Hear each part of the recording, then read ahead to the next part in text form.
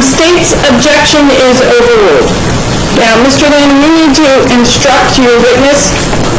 Oh, okay, bring Ms. Bradley.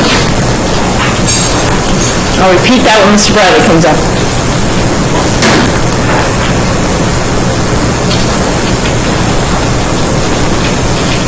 We have one additional request in a separate matter. Okay.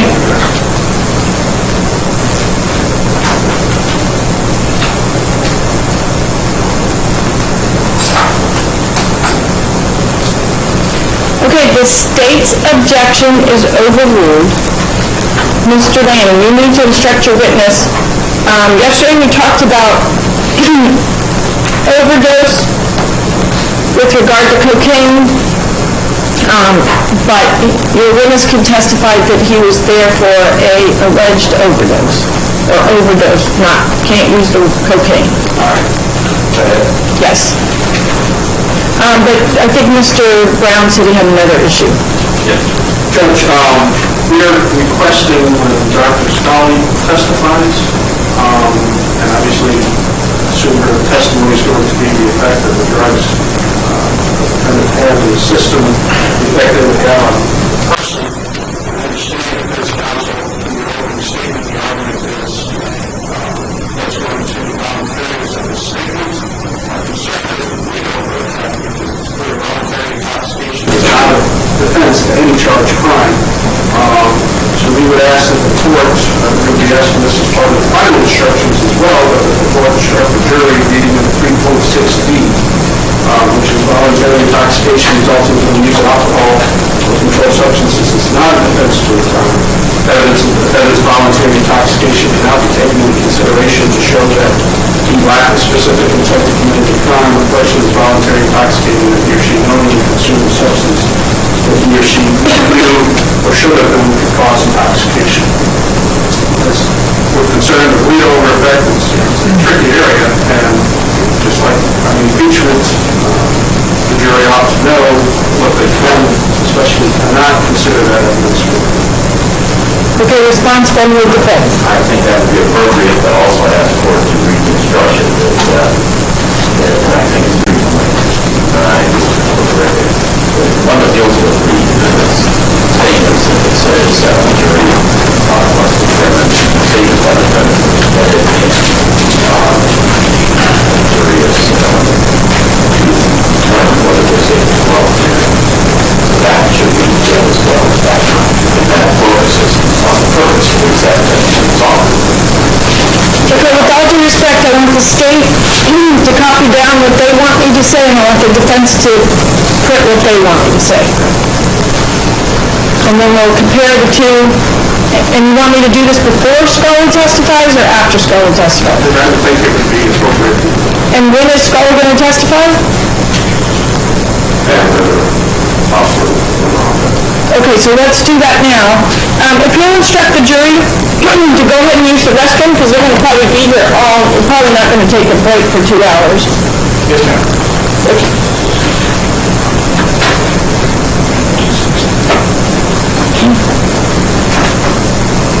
Because the 3.6D is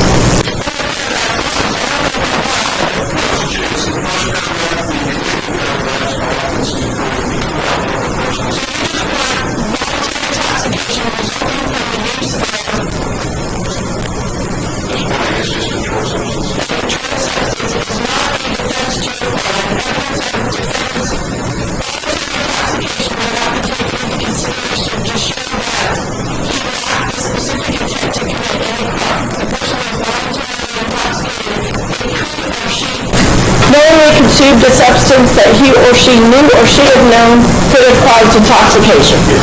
Okay, and then what do you, I could do that without you giving me some instructions. What? 3.9, Bravo, and it's entitled defendant's statements. Okay, 3.9D, did you say? Bravo, B. Oh, I wrote down B. 3.9B.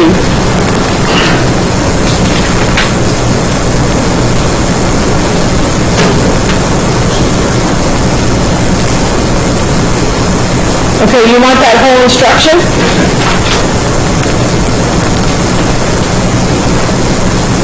Okay. And I don't even mind if there's a little segue on this is what it does. Well, I don't think it's going to be the chance, but that's not standard construction. Back to do it. All right, let me read this over real quick.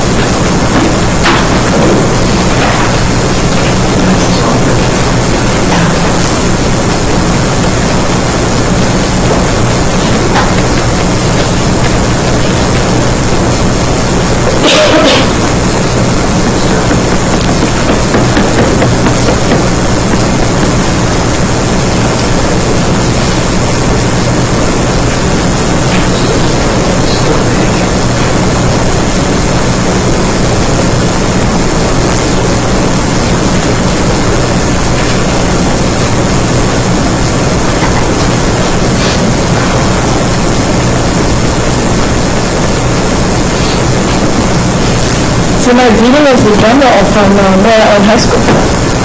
We went there, you were there.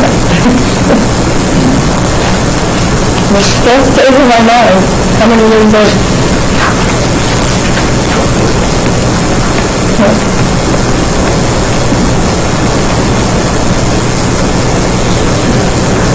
Just a few years ago. But today we should be saying go Gators.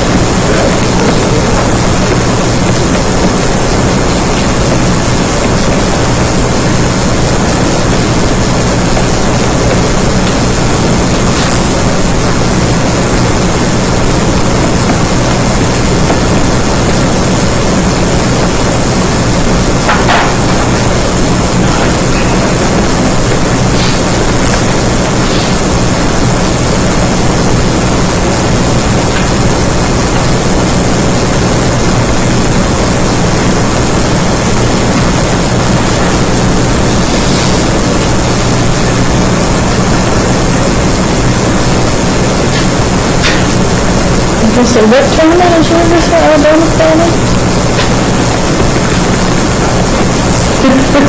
What tournament is it?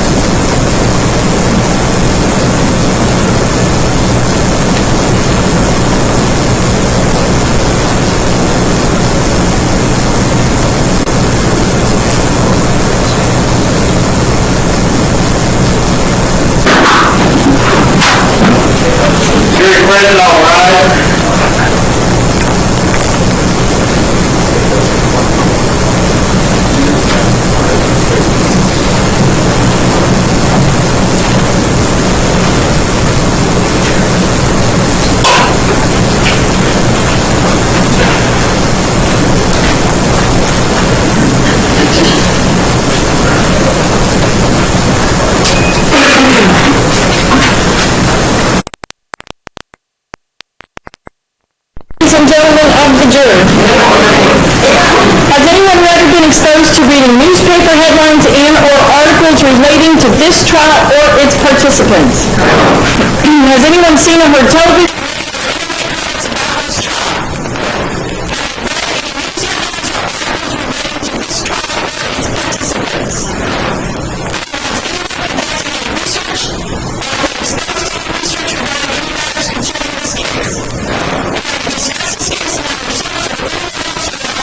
Discuss it in your presence. Okay, ladies and gentlemen,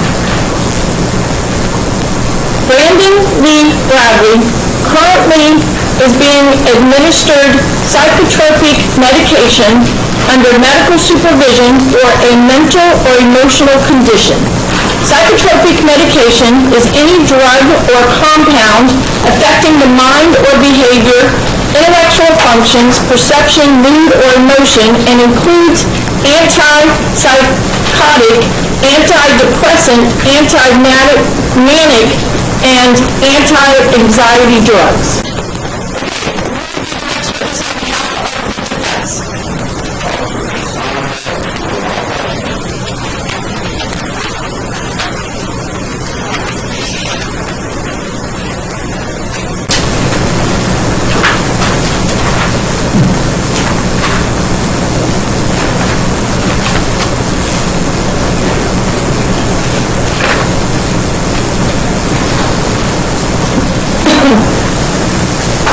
Ma'am, if you'll come forward, step up before the clerk to be sworn. You raise your right hand. Do you solemnly swear or affirm the testimony you shall give to be the truth, the whole truth, and nothing but the truth, so help you God? I do. Thank you.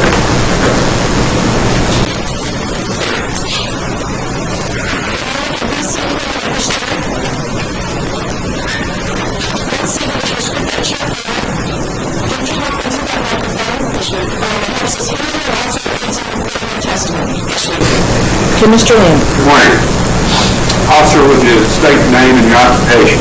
Officer Woronka, W-O-R-O-N-K-A, with Palm Bay Police Department. Cassandra. Yes. And how long have you been with the Palm Bay Police Department? 12 years. And currently, are you in the patrol division? Yes. In April of 2012, were you also in the patrol division? Yes. On April 16, 2012,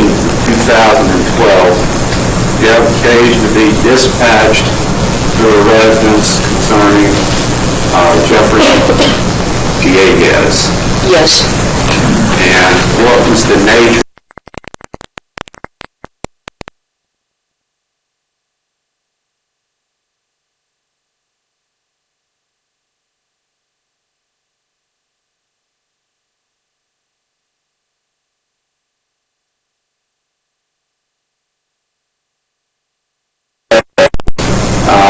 at any point indicate that he had been robbed?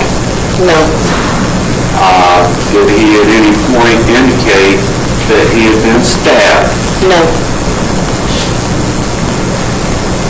Did he indicate that he had been having problems with his family and his landlord? Yes. That he didn't want to live? Yes. Did you see any evidence or indications that he had been stabbed or robbed? No. As a result of your conversation with Mr. Dieguez, as well as other information that you received, what did you do in your capacity as a law enforcement officer? Due to statements that were made, he was placed under a Form 52, which is a Baker Act. And What is a Baker Act? if a person is unable to determine for himself or herself their safety, law enforcement has the authority to place that individual under a Baker Act and seek psychiatric care. And he was taken to Palm Bay Hospital? Yes.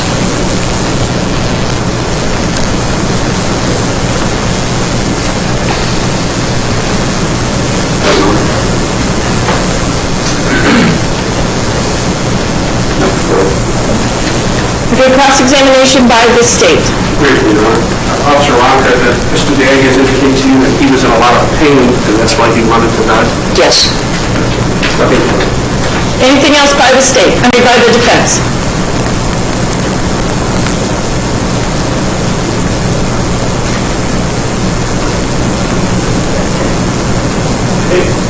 He didn't want an ambulance, did he? I don't recall if he requested one or not. With, looking at your report, fresh recollection. It may. Don't you take a look at your report, that he even wanted an ambulance.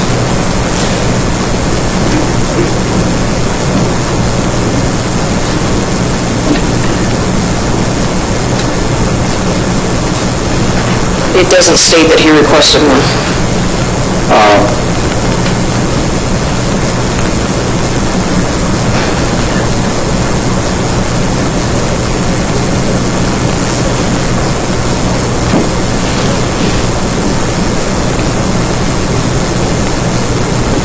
In your report, don't you indicate that he didn't want an ambulance because he was concerned about the neighbors?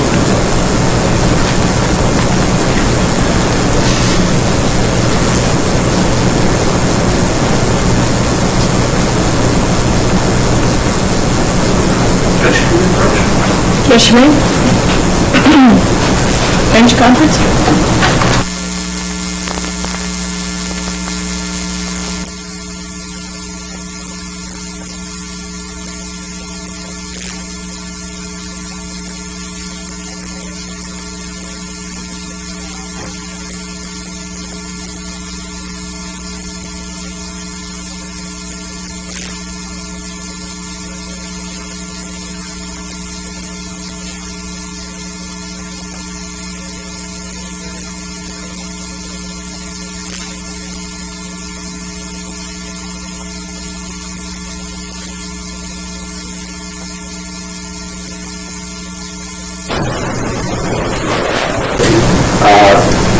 Now, we said he's in a lot of pain. That's immediately preceded by he's tired of his life. Yes. He wanted to die. Yes. Thank you. Okay, recrossed by the state. No, you're right. Okay, ma'am, thank you for catching me. You're free to step down.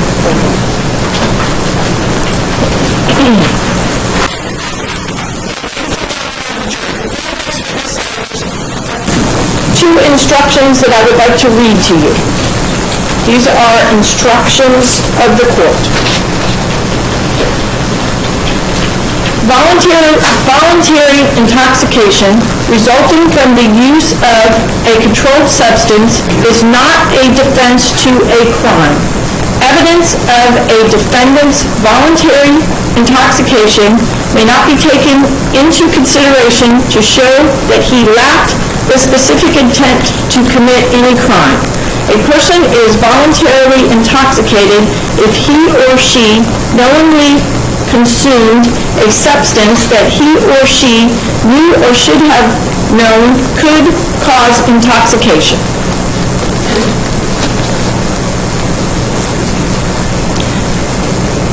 Defendant's statement. A statement claimed to be made by the defendant outside of court has been placed before you. Such a statement should always be considered with caution and be weighed with great care to make certain it was freely and voluntarily made. Therefore, you must determine from the evidence that the defendant's alleged statement was knowingly, voluntarily, and freely made. In making this determination, you should consider the total circumstances, including but not limited to, 1, whether when the defendant made the statement, he had been threatened in order to get him to make it, and 2, whether anyone had promised him anything to get him to make it. If you conclude that the defendant's out-of-court statement was not freely and voluntarily made, you should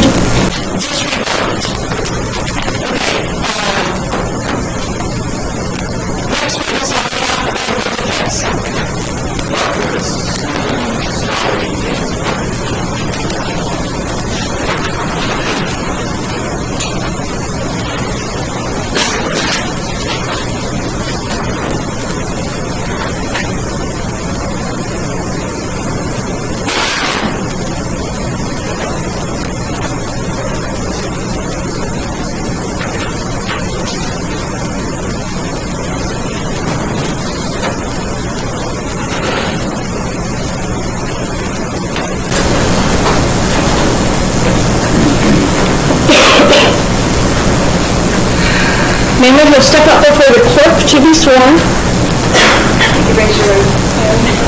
Do you solemnly swear or affirm the testimony you shall give will be the truth, the whole truth, and nothing but the truth, so help you God? Yes, I do. Thank you. Okay, ma'am, if you'll please be...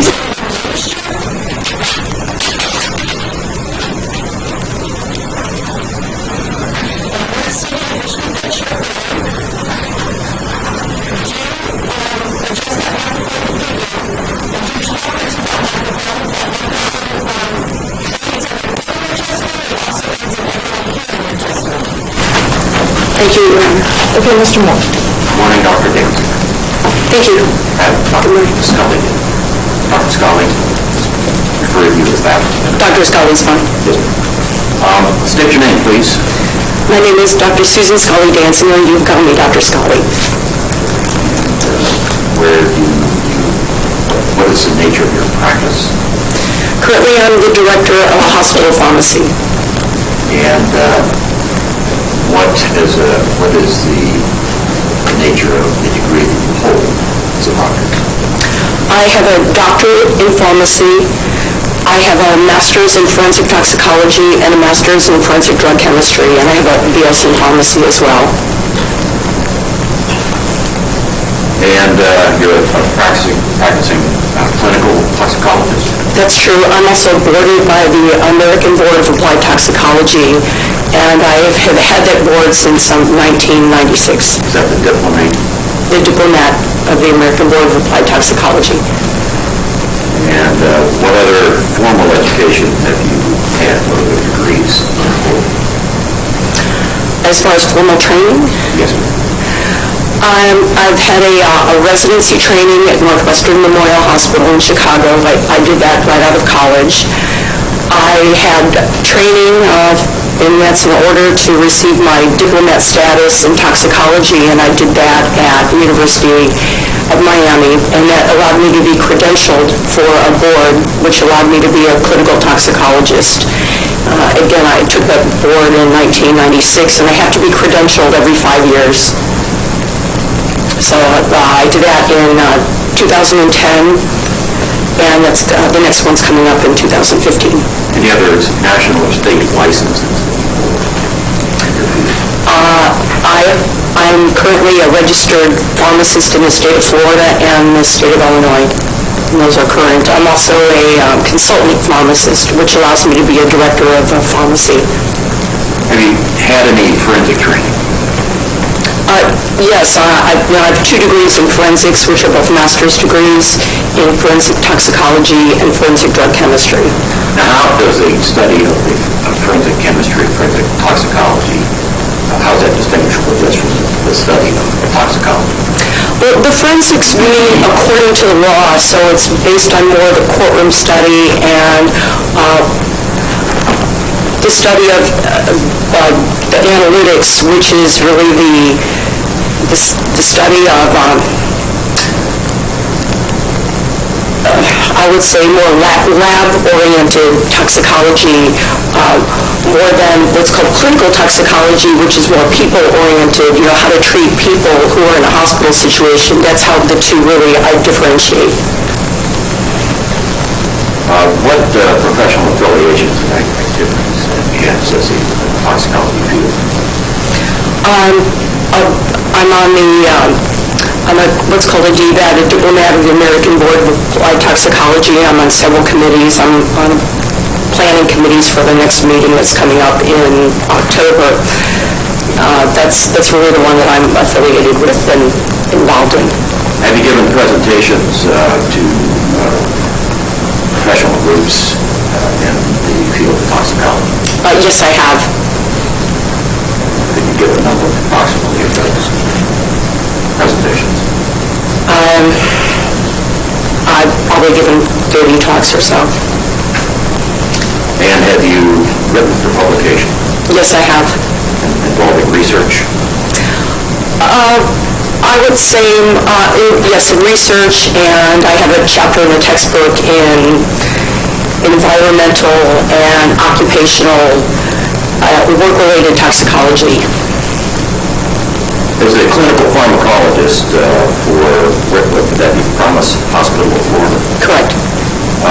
You consult with doctors and psychiatrists and provide them with your opinions about which they would then use in dispensing, treating, dispensing controlled substances to their clients. Yes, I do. And what is a controlled substance? A controlled substance is one that is regulated by the federal government because of its inherent risk to people who use it, risk of abuse, and because sometimes there's no potential medical use for the drug or limited medical use for the drug. Okay, you are a toxicologist, which required specialty training to get your PhD of at least 4 years. I have my PharmD, which I went to school probably 9 years to get, and then on top of it, the 2 master's degrees. Short-change. And what is the field of toxicology?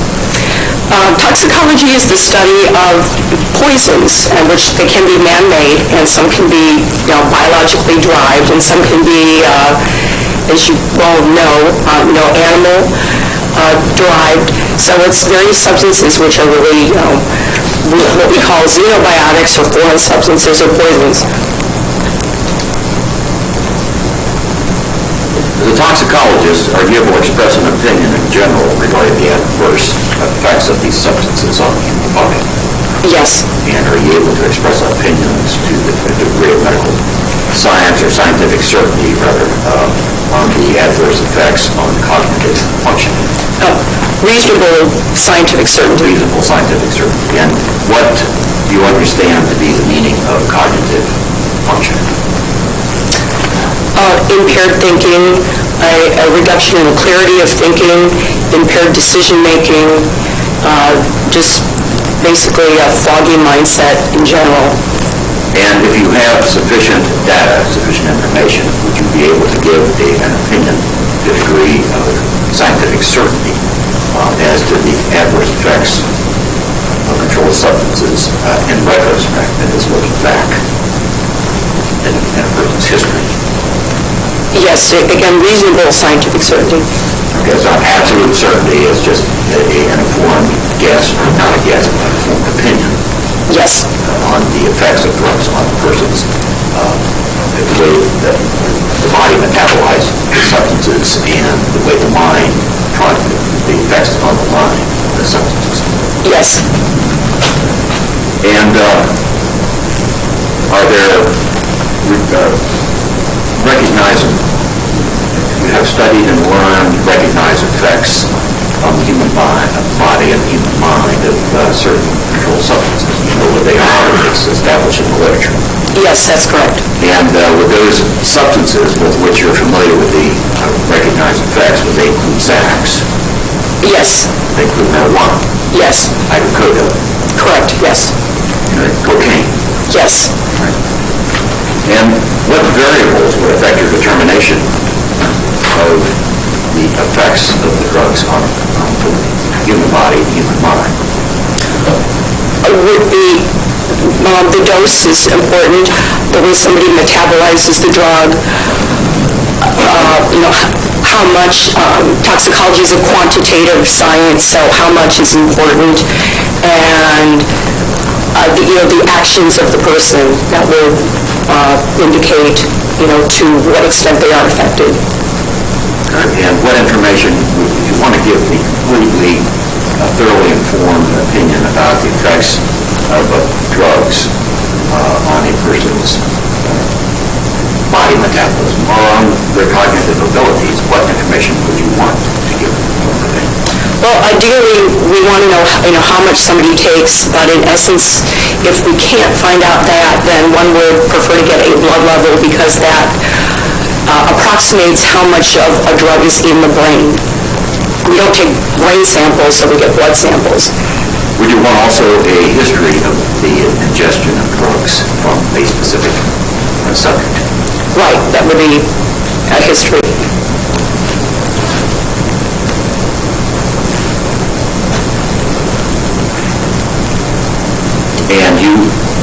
toxicologist himself is an expert, reasonably rely on this information and giving an opinion on the way these substances affect the body and the mind. Yes, and Integrated with, reasonable scientific certainty. reasonably in addition to the way somebody acts.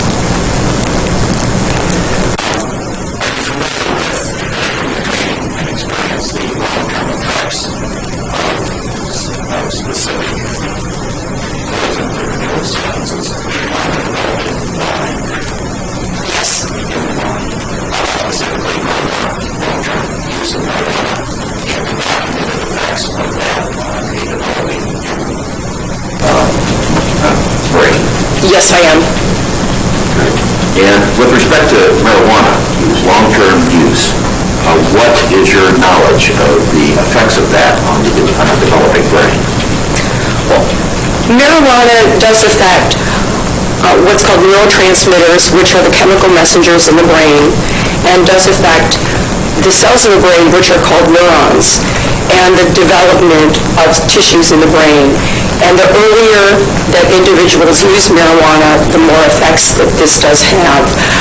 What the literature does say, and sometimes it's hard to sect out exactly what the specific effects of marijuana have, because people tend to use other drugs, and some of the literature, sometimes it's hard to figure out what the difference that IQ makes, someone's, the basic makeup, and how to separate that from the effects of marijuana. But what the literature does suggest is that the younger somebody takes it, if you're under the age of 17 or 18, it does have a much more prominent effect on the brain, and men more so than women, because men mature a little bit later than women.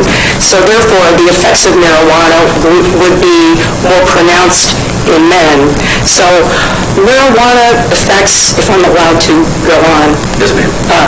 Marijuana affects certain activities. It affects what's called executive function, and this function influences our behavior as far as organization, our planning, impulse, memory, Impulse, how? Control? making choices, risk-taking behavior.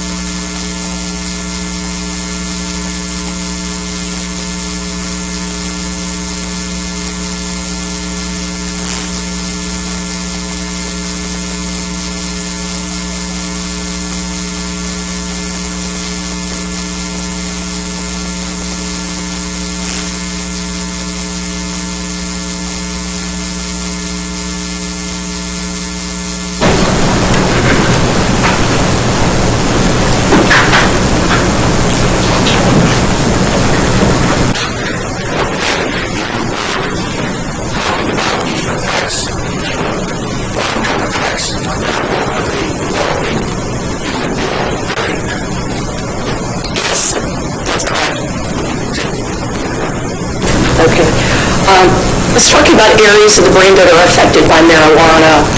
And there's certain areas, one is called, and I'll give you a couple of technical names, but I'll explain it, the prefrontal cortex, and as you can guess, it's in the front of the brain, but that's an area that affects what I was saying, memory, impulse control, behavior, this executive planning, which as you can see, people who are executives need to organize, they need to plan, they need to make decisions, and that individuals who have been using marijuana, again, the younger they are, the more effective they are, have difficulty with these issues as they grow older.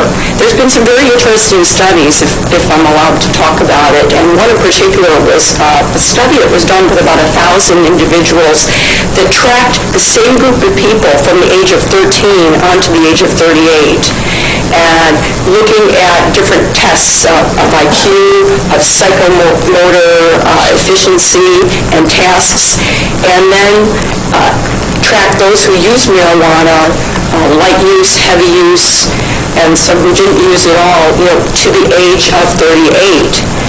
And so it's the same group of people, and the unique thing about this is the individuals were their own control. So the control for the IQ was controlled within the group. And the greatest thing about the study was that these individuals were tracked for such a long period of time, and it was found that the heaviest users did lose IQ points and did have trouble with issues including memory and decision-making and problems of that nature. So there are several studies. I think that's one of the best with this large group of people. But again, the earlier somebody uses marijuana, the more profound the effects are on this executive function.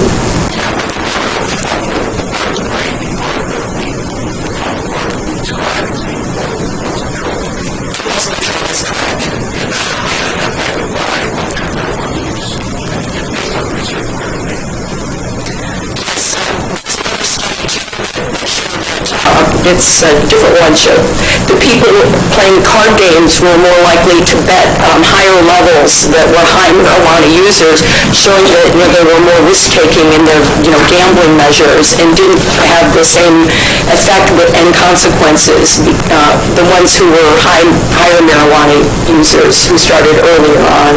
So other studies have also shown this too. Are you qualified to give an opinion about the effects that those parts of the brain get affected by drug use or anything else, that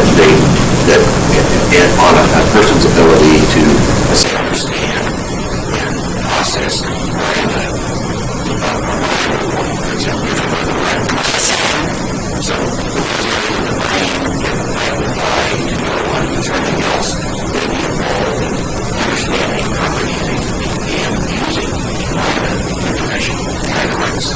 Well, they're involved in understanding, taking information, processing it, and making a decision. So yes, they are. decisions like giving up, basic constitutional rights.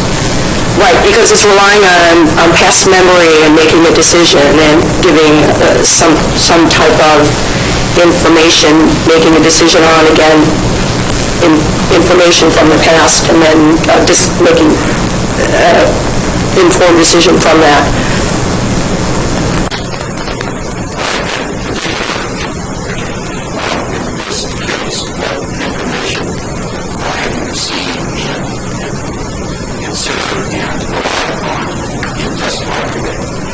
Those are all of the materials that you have that fall into that category.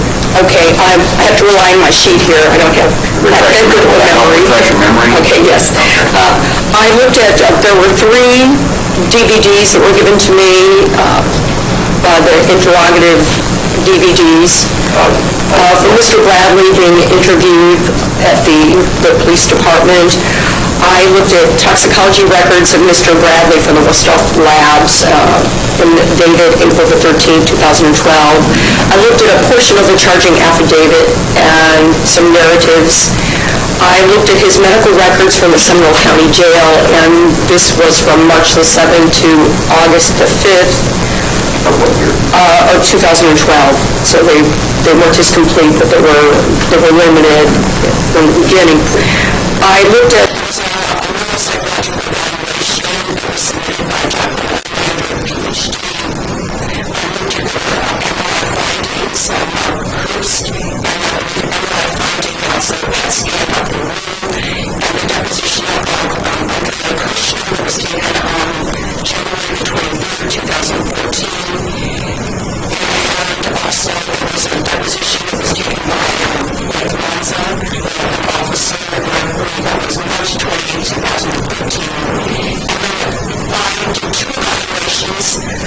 of Mr. Brandon Bradley. One was on... About interviews? Interviews, right. One was November the 7th of 2013, the other one was February the 23rd of 2014. And a toxicology report? I prepared two. No, what I'm saying is that you received Blue Star labs. Did you reference that? Yes, I did. Okay. And litigation, what they refer to as a litigation packet? Yes. All of the notes and all the data was collected when Blue Star did its analysis. Yes, I did. And received and considered all that. Yes. Would you want to have that in order to consider it in expressing opinions about whether Mr. Bradley ingested drugs and how they would affect it? Yes. Let me just stop for a second and focus on what the limits of your expertise and the limits of what you could give opinions about. And let me ask you, let's identify what you are not. You're not a medical doctor. No. You're not a psychologist. No, I'm not. You're not a neuropsychologist. No. You're not a mental health expert. No. But your opinions are focused exclusively on the effects on the body and the brain and cognitive function of controlled substances. Controlled or chemical substances in general. Okay, so that's, you're giving opinions to the best of your ability, and that is to a degree of reasonable scientific certainty. Correct. On these things, okay. But better than I can, so. All right, so, with the drug history, and specifically talking about Mr. Bradley, the drug, let me...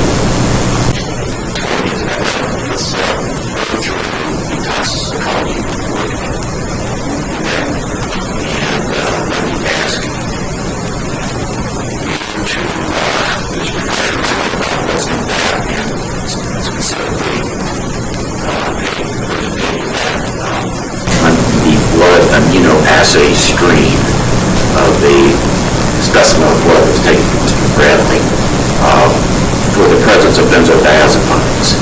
Now, you're aware that, or assume that, the blood sample was taken from Mr. Bradley approximately 29 hours after the shooting.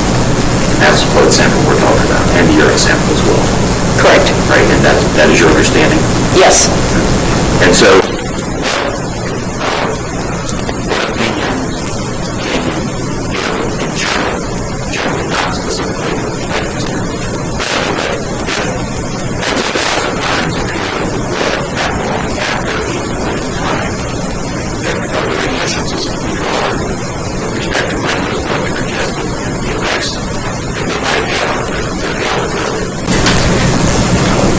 Well, if there's drugs in the blood, then you can guess that they were higher if you... well, can you give an opinion? Okay. Bench conference.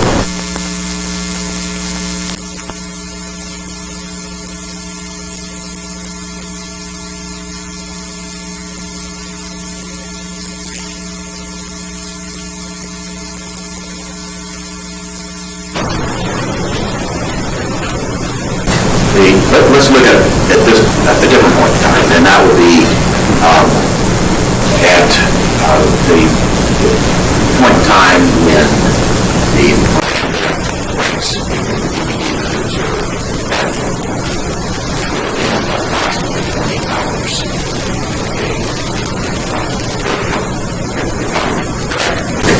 and so well, first of all, what's a benzodiazepine? What is that?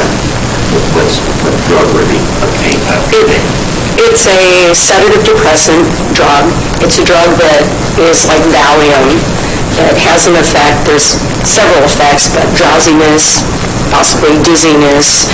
It's used often for anxiety or panic disorder. And like in Xanax? yes, Xanax is the...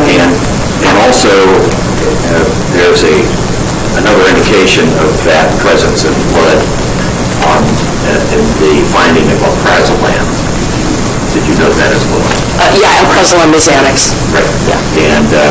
And the amount is .063 milligrams per liter, and where would that be with respect to a reasonable diagnostic range or therapeutic range?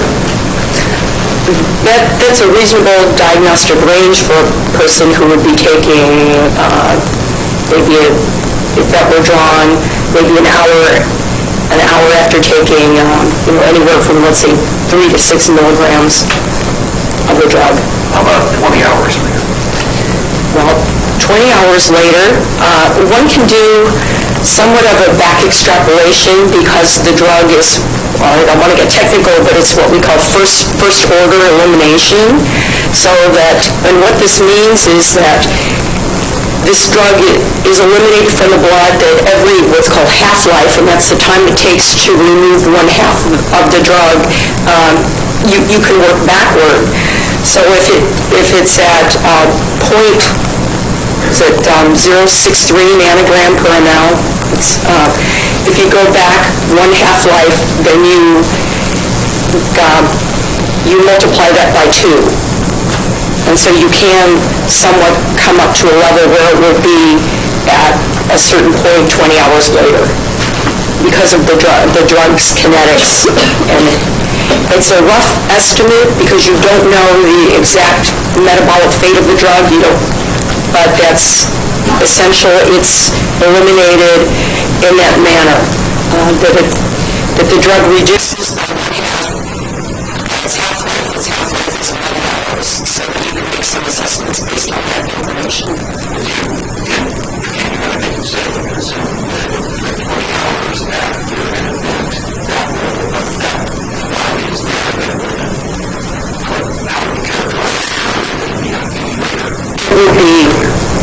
It would be greater. I did make a rough assessment indicating that the level was 216 nanogram per ml. Which is high. Yeah, which is a profound effect. And then, the cannabinoid panel that you considered, what were the findings in the toxicology report, and what inferences can be drawn in general with the levels of the cannabinoids found and extrapolating back, if you can, to 20 hours earlier at the time of Miranda? Okay. When people smoke marijuana, there's active components that can be in the blood, and the active component that most people are familiar with is THC, tetrahydrocannabinol. And that's when that's in the brain, then most people will have the effects of marijuana, the high, basically, and the issues that induce the effects on memory, this executive function, problems with balance, and the rest of the effects that we get from marijuana. There's also a couple of other active metabolites, as we call them, which is another 11-hydroxy-THC, which is also an active drug, and when it gets in the brain, it gives an effect too. There's an inactive metabolite, and that's what's also, it's usually seen in the urine, and it's kind of the fingerprint of cocaine, but it doesn't, when that's in the brain, it doesn't cause these effects in the brain of problems with memory, problems with balance, the typical, it doesn't cause the high that we're aware of. Now, let me relate this to the blood panel that we see that was noted in the toxicology findings to give you some reference here. There was a THC blood level of 5.4 nanogram per ml. There was this 11-hydroxy, which is an active drug, so that produces activity in the brain, in the blood, and we approximate what's in the blood gets in the brain, of a 2.1. Okay, I know those numbers don't really mean anything to you, and I'll explain what they mean. And then there's the inactive metabolite, which is this carboxy-THC, and it was 152. So the question is, what do these mean? Well, generally let me explain, there's two states that have inactive legalized marijuana. And the two states that have enacted these legalized marijuana laws say that if you have a blood level of THC of 5 nanogram per ml, you're automatically considered impaired. So let me give reference to that, okay? So Mr. Bradley had a THC level of 5.4. So that gives you some reference here. Okay, so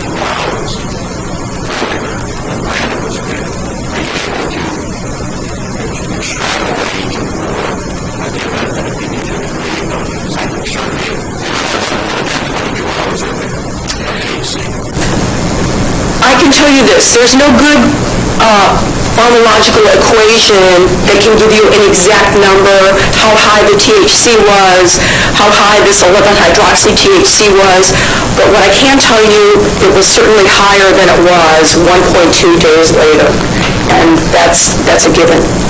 Yes. are you...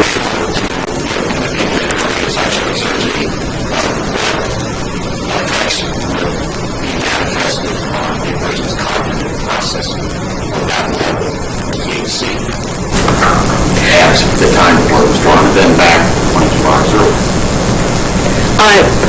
I can infer, and this is from what's known about THC and all the data, that the levels, the per se levels taken from the research, that the THC of 5 nanogram per ml is considered impairment in other states, and even in some states, any amount of THC is considered direct impairment. There's been various studies.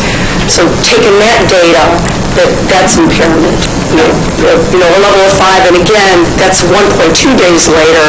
So we have to figure that if you extrapolate back, that level was higher than the 5.2.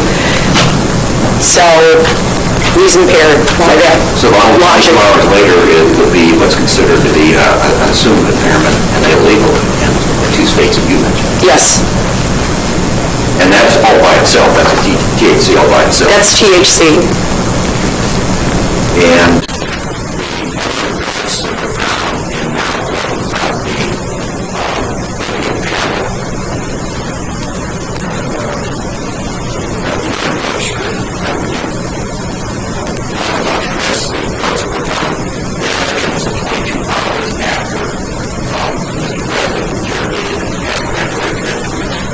drugs that were found would be benzodiazepines, opiates, cocaine metabolite, cannabinoids.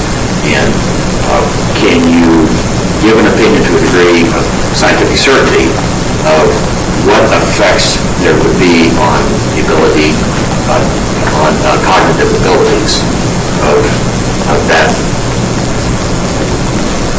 mixture of drugs? With urine, there's no relationship between urine levels and blood levels, so I can't make that connection.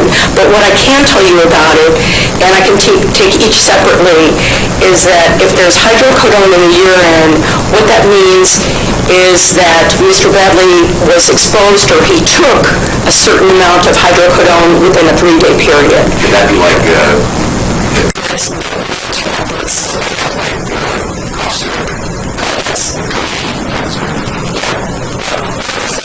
So in history, he says it's cough syrup, so I'm assuming that that's what it was. But that's the information that I can glean from a urine test. It doesn't tell you how much, it just tells you it's there, and it tells you within a certain period of time it was taken. Well, let me ask you that also, just so we put it in perspective.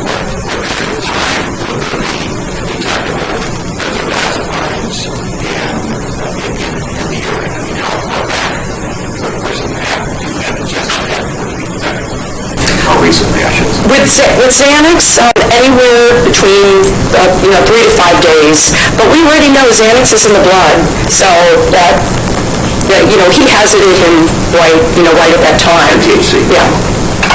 Okay, how about cocaine and opiates? And how long is it detectable in the urine? Cocaine is detectable in the urine. When you see it in the urine, it indicates that somebody's been exposed to it.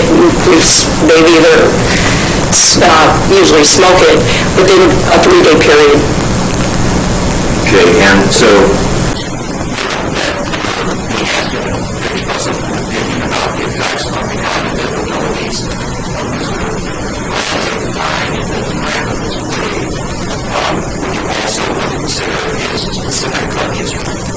Yes. and did you obtain that?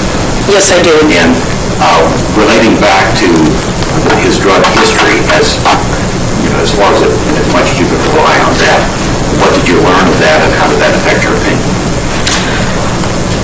I learned about how long he had been using it. I learned about how long he had been using drugs from a point in time, and I learned about how much he uses from day to day and his patterns. And what I wanted to find out was information about something called tolerance, how much he needed in order to get high, and his access to drugs, because that's an important determinant in whether people feel the effects of drugs or not, is how much they use, how long they've been using, because it's possible that people, if they've been using a long time with some drugs, don't feel the effects of it. So that was important to glean from that history. When did that history begin of marijuana use? He started using marijuana at the age of 12. And are you able to give an opinion about whether a person is addicted to a drug? You recognize that some people may be addicted to drugs. That's kind of a basic question. Yeah, I can recognize an addiction pattern, through the history, yes. And would you say that Mr. Bradley fits a pattern of drug addiction? I noted patterns of drug addiction. And to any particular drugs in Mr. Bradley? Mr. Bradley has continuously used marijuana for a long time and has never tried to stop on his own, and it's certainly interfered with his lifetime pursuits and, at this point, his health. So, that's really the definition of addiction. It's interference in issues of either work or health, social issues, and that's really what addiction is. People seek and go out of their way to get a drug. Also,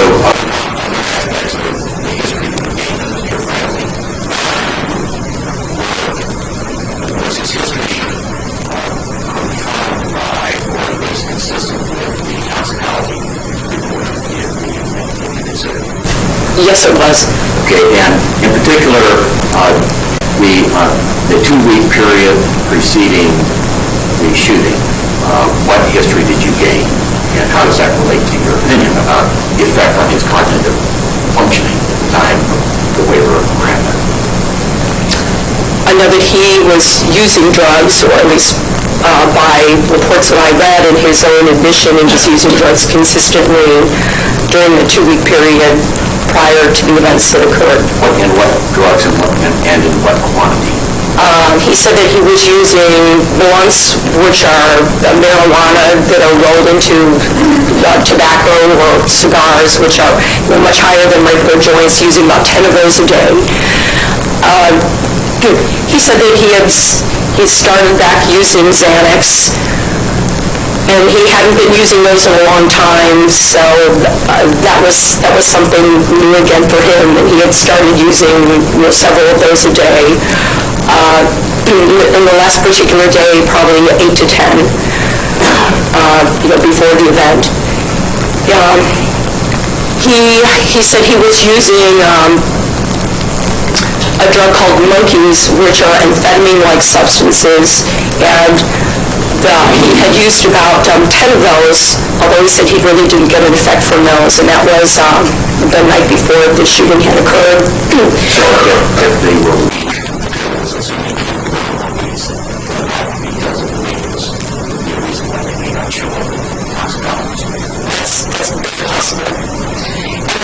He was using hallucinogenic mushrooms, about 2 to 3 of those, on the morning of the shooting, early in the morning, and he said that he had what's called dysphoria, a bad effect from it, and he didn't really like the feel of it. And then he said he had used cocaine, powdered cocaine, several lines of it.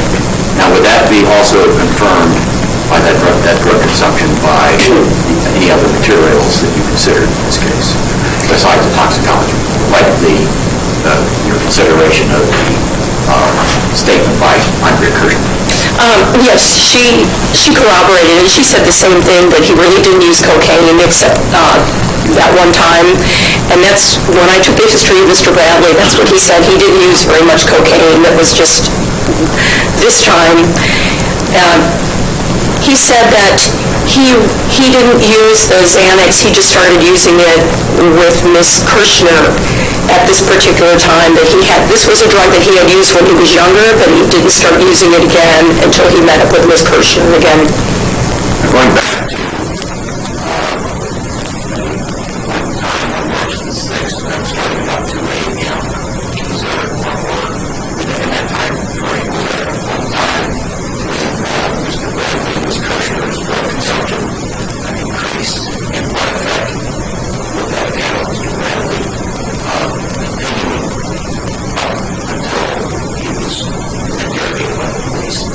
some 16 hours later. He said he just kept using it until he passed out. What did he use it? Drugs. He said he used Xanax until he passed out, which was about 3 to 4 in the morning, and then used the mushrooms about it at that time. So everything just... Cocaine? Yeah, cocaine.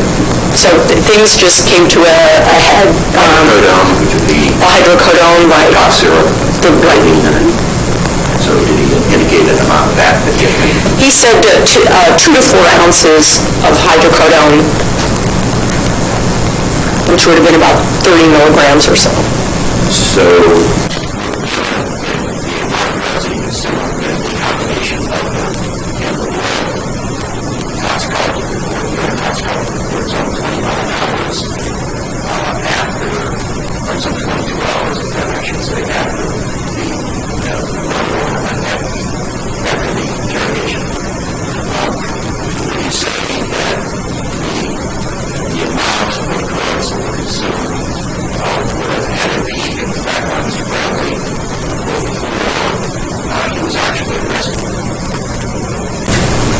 taken into custody. In other words, at the time that he gave his Miranda rights, considering all the drugs he took in his drug history, would you say that he would have been more influenced in terms of his cognitive function at the point in time before he was arrested? Yes. And after he started taking this increased amount of drugs at 2 a.m.?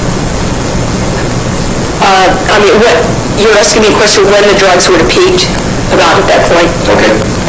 I would say probably early in the morning, maybe between those 3,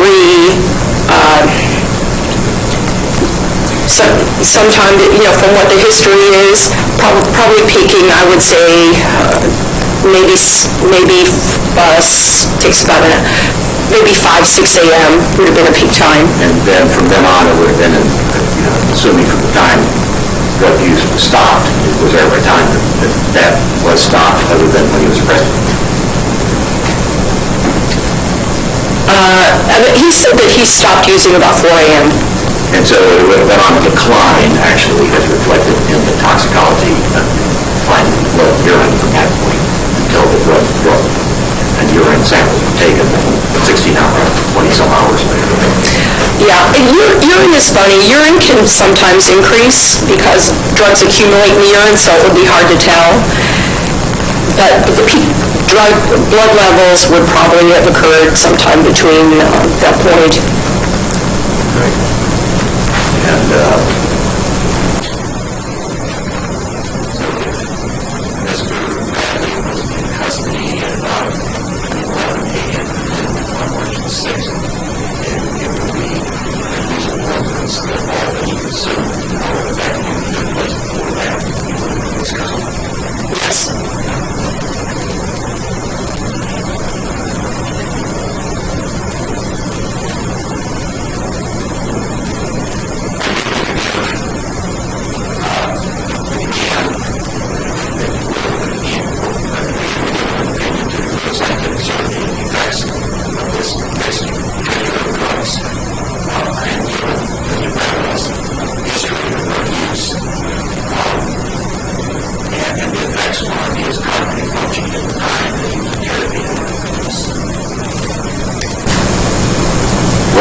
what is the best opinion that you can give, the most accurate opinion you can give at that point in time of the effects of drugs on the brain? I can give an opinion based on my reviewing the DVD and with everything. yeah, with everything that I've seen. And he couldn't sit up in a chair. He was clearly intoxicated. He was mumbling. He was sleepy. He appeared to be very confused. So certainly he was under the influence of, I can't tell you which drug was predominant, but certainly a depressive drug, which could have been the predominating effect. Alprazolam could have been the marijuana, the depressive drugs.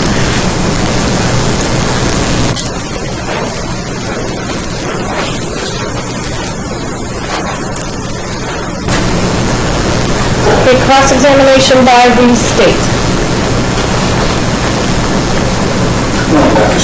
Good morning.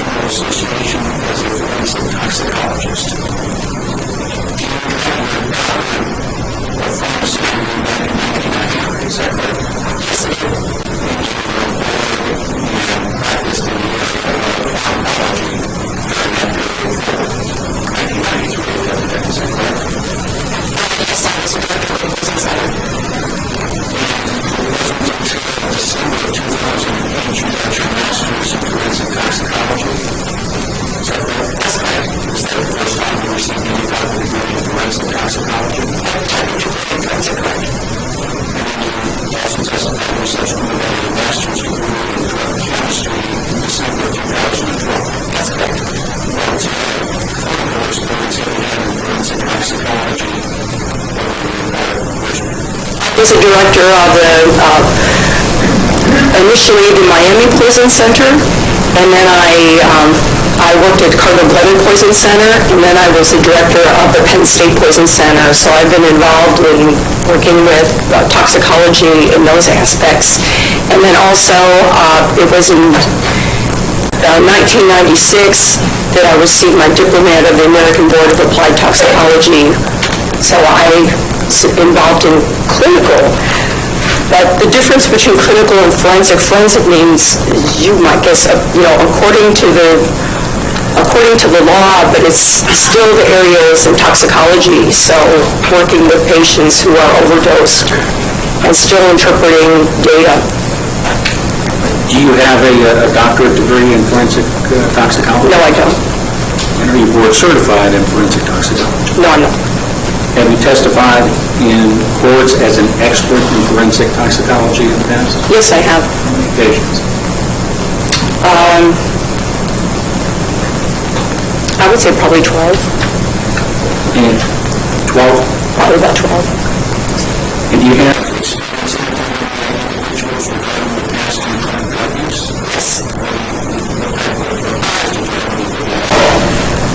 I've been doing it for a long time as a pharmacist. One has interviewing experience and gets that in the very basic training in school of drug interview skills that's taught as a basic course. Okay. Now, let's talk about the...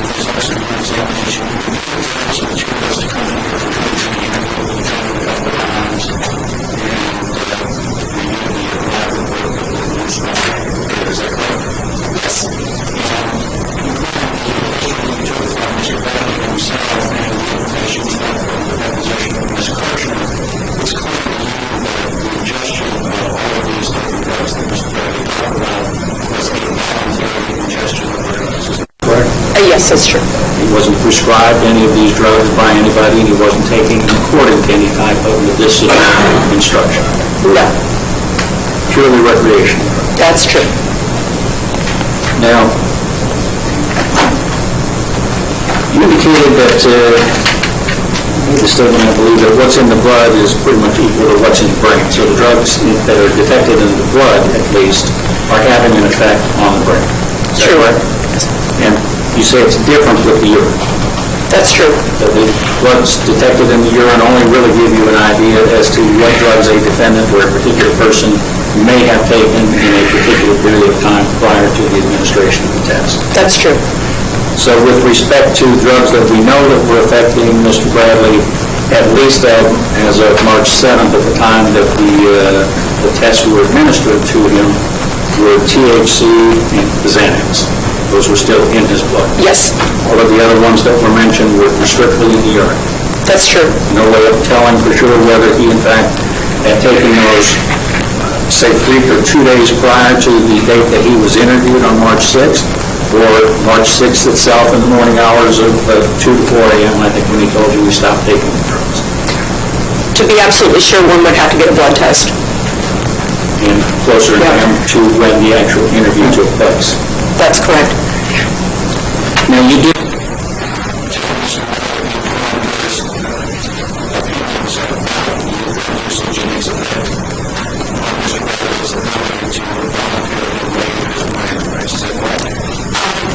I didn't specifically say to waive his Miranda rights, but the actions involved in making those decisions. So you believe that he was impaired in making the decision to waive his Miranda rights? That's correct. And you did, of course, see on the DVD that he was read his Miranda rights, I did see that. each one individually by Detective Simmer, I saw that. and that he in fact affirmatively indicated he understood what the rights were. He said that. And he also signed the Miranda form that the detective had been reading from. I think he initialed it right on camera, isn't that correct? I saw that he signed something. I don't know exactly what he did. As I understand it, with respect to the marijuana that was determined to be in his blood at the time of the testing, the level was at 5.4. That's 5.4 in the blood. That's correct. And that's THC. Slightly over the presumptive level in a couple of different states that have levels of THC for impaired driving. Yeah, that's correct. You're not suggesting to the ladies and gentlemen of the jury that someone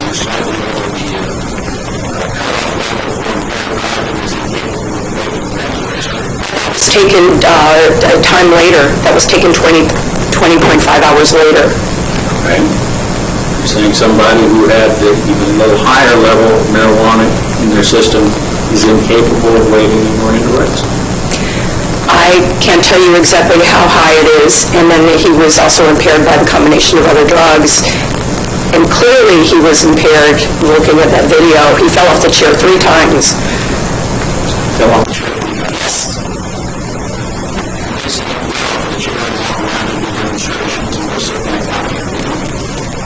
I clearly saw him fall 3 times.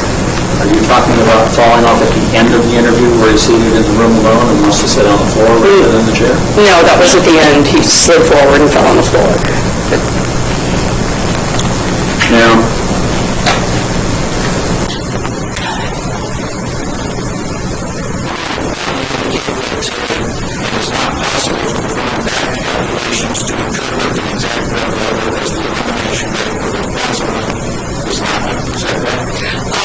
No, not a Preslam, the THC.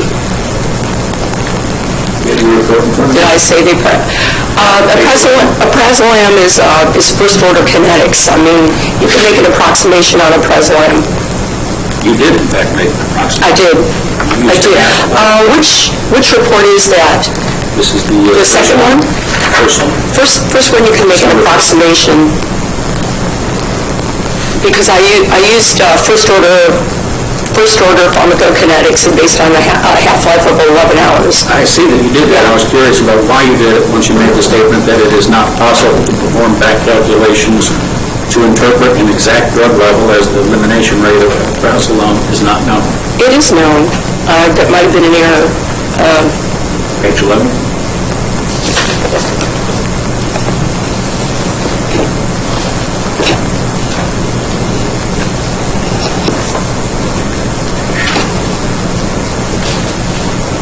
What's the date of that report?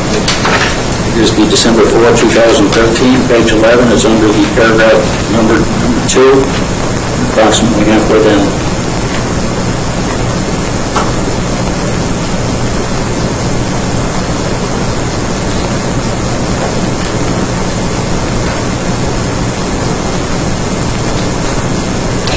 maybe it's the exact, maybe exact, but an approximate. The word exact,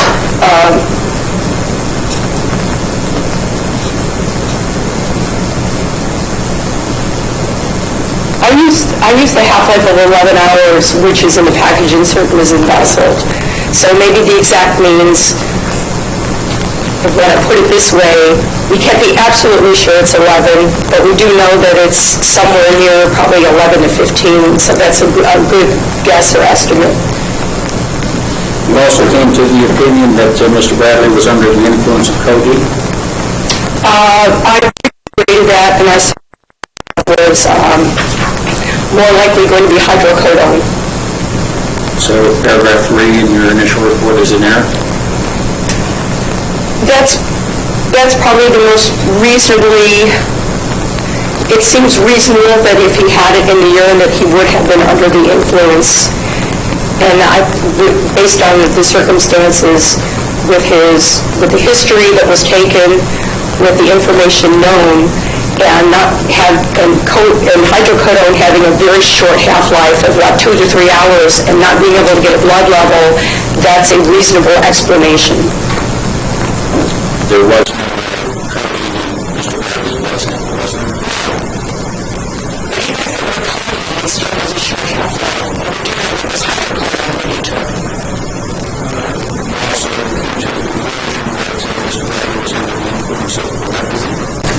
He didn't take promethazine because what he ended up taking was hydrocodone, the Lortab. So no, that statement's also... Yeah, that's correct. After I reviewed it, he was hydrocodone.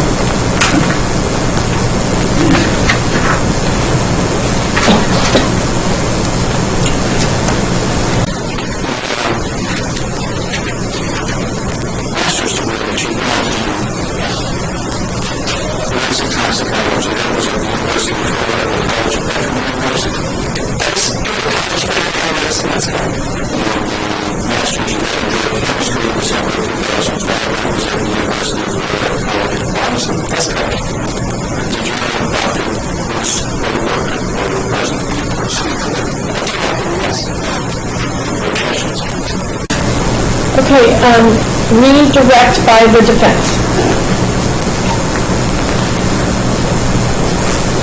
Asked by Mr. McMaster, made reference to material to be considered. He also considered the results of a PET scan imaging and an MRI imaging. Yes, I did. Did they inform your opinion in any way, the findings of the MRI and PET scan? No, they didn't. So they didn't have an effect one way or the other on the opinion you've given today? Correct.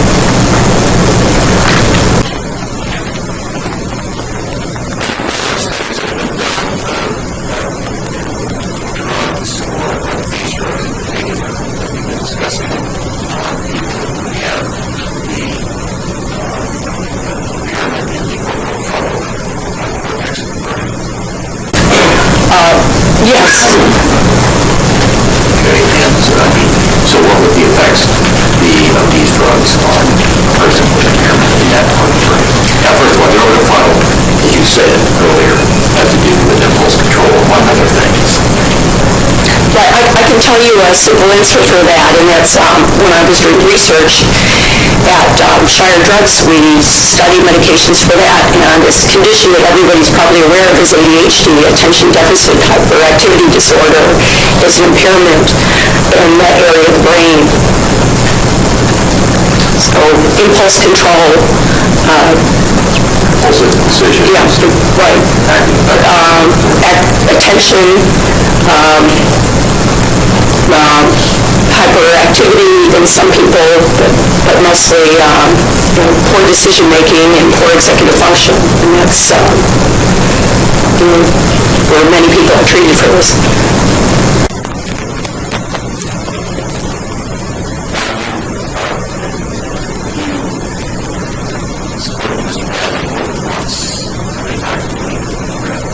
I met with them twice.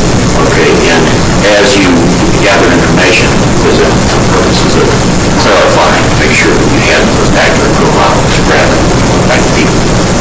Right, yeah, there was information that I gathered first time, and then after reading Ms. Kirshner's review, there were things that didn't make sense, and then after reading the medical review, there were things that didn't make sense, and I needed clarification.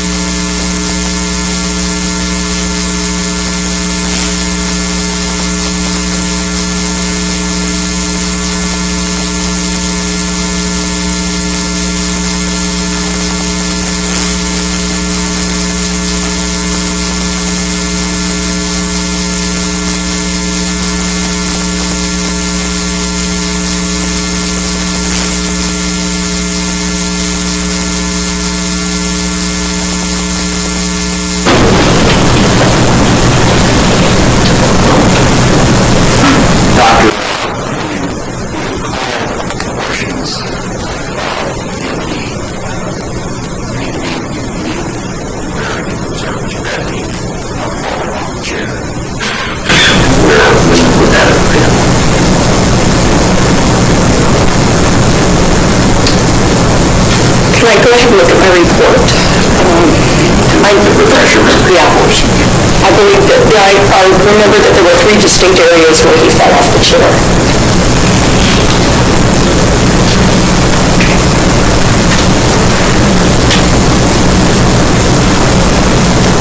And I remember one was in the very beginning when he was sat down in the chair at about 7:33.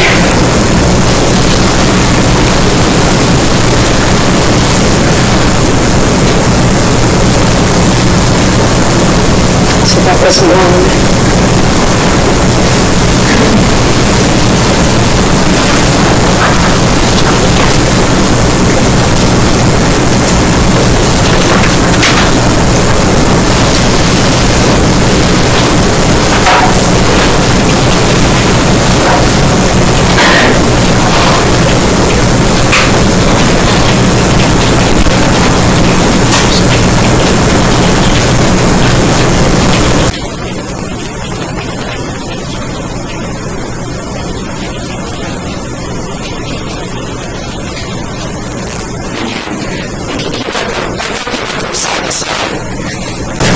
Side to side, yeah. Does that mean he just lost his balance? He lost his balance. Not necessarily fall off the chair. Right. But a portion of the DVD view where he's sleeping Right, before the end of the game. right. And so, were any of these things observed in that portion before the officer actually came and started interrogating? Yes, I saw that. And did you notice that during the interrogation part of the officer room, that when Mr. Bradley was moving around in the room, whatever he's doing, Lauren, many parts of that were obscured because of an officer standing in front of the camera? That's true, I couldn't see anything. Okay, recrossed by mistake. Okay, ma'am, thank you for your testimony. Please step down. Thank you, Ronnie.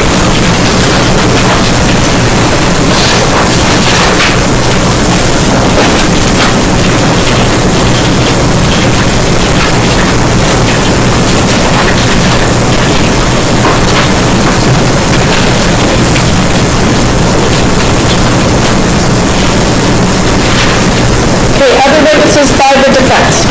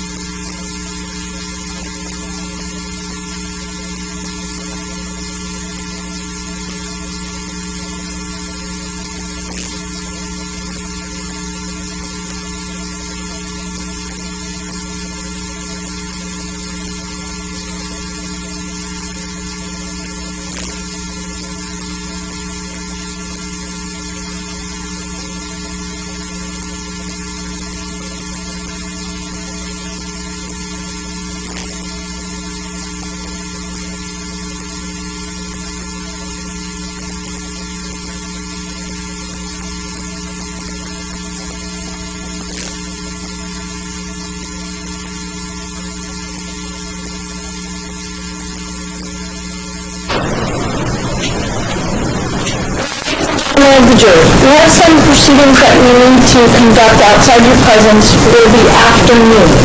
So we are done with you for today. There's no anything else that we can do in your presence today. We have some other matters that need to be conducted outside the presence of the jury. We will reconvene on Monday. We are moving the case along. We expect the case to come to conclusion possibly Tuesday, just so you know, maybe deliberating Tuesday. I tell you that because once you start deliberating, then it's going to be up to you as to how long. We think we'll start deliberating possibly Tuesday afternoon, how long you want to deliberate. I kind of leave that up to you. If you say, Judge, we're done at 5, want to come back tomorrow, then we'll come back tomorrow. If you say, Judge, we want to stay till we get this done, we're happy to do that. We've been here till 1:45. I think that's the latest we've been here. We're welcome, we're happy to do that. We will accommodate you and your request, but it will be up to you to decide what you want to do. I tell you that in case you can't really discuss that with each other until that time. So you might want to, if you have plans Tuesday night, that may be, and you might want to think about that, whether you want to go later, whether you want to go, it's an individual decision at this moment to make, if you have plans for Tuesday night, to maybe change those or not change those, depending on how important they are, and then you can discuss it with each other when you can start deliberating. But I'm giving you that heads up that that's our expectation at this time. So, but we will be recessing for today for the jury. I'm going to ask you to be back here at 9 a.m. on Monday morning. Report to the jury assembly room. During this break, you must continue to abide by the rules governing your service as a jury.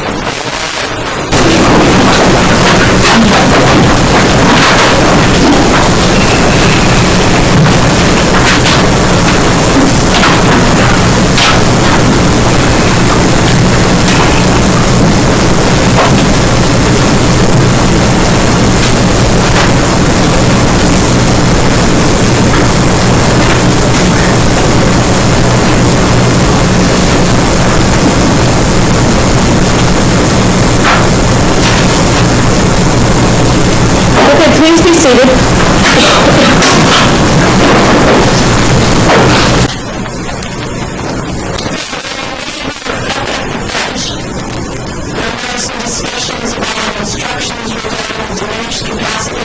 Do we want to try to address that? Yes, you may.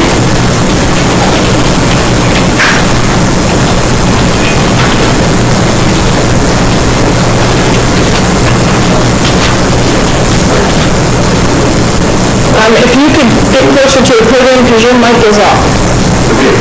Yes, you may.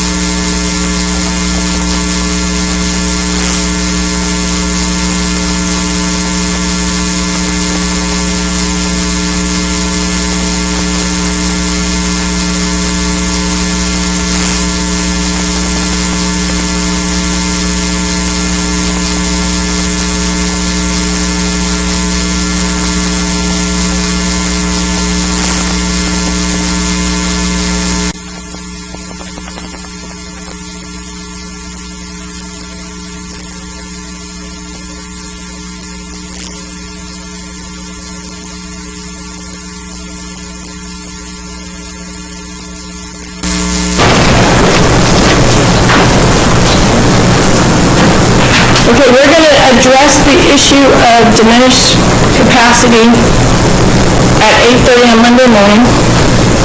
The jury is supposed to be here at 9 a.m. on Monday morning, and we're supposed to, as we can, I expect to continue with examination of witnesses.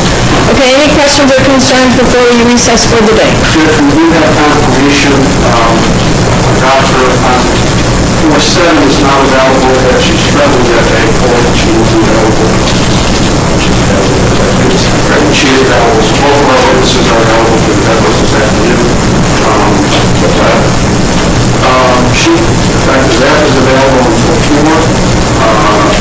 Dr. Goldberg, anything is available all afternoon. We'll start at 5.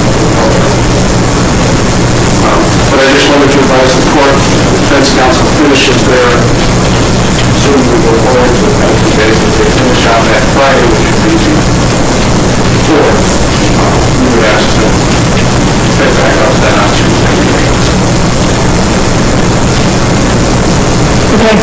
We'll be starting on that Thursday, so if they haven't finished on Friday, if they put it over to Monday, then it won't be issued as they finish on Friday. You don't have your witness till Tuesday. Okay, we'll address that. Okay, so court will be in recess for today. We'll be here at 8:30 on Monday morning. Okay, thank you.